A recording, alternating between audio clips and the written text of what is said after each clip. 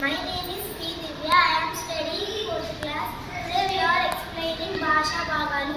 భాషా భాగాలు 5 రకాలు. అవి నామవాచకము, సర్వనామము, విశేషణము, క్రియ, అవ్యయము. ఇది నామవాచకం. మానవులు, జంతువులు, పక్షులు, వస్తువులు మొదలైన వాటి పేర్లను తెలియచేయ దానిని నామవాచకం అంటారు. ఉదాహరణ సిద్ధార్థ్, గణేష్, లేఖన, కృతిక, పులి, నెమలి, పుస్తకం, మందారం. రెండవది సర్వనామం.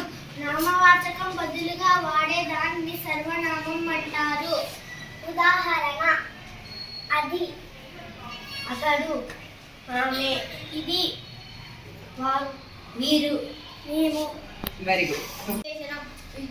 నామవాచకం యొక్క సర్వనామం యొక్క గుణాలను తెలియజేయు దానిని విశేషణం అంటారు. ఉదాహరణ అందం, తెలివి,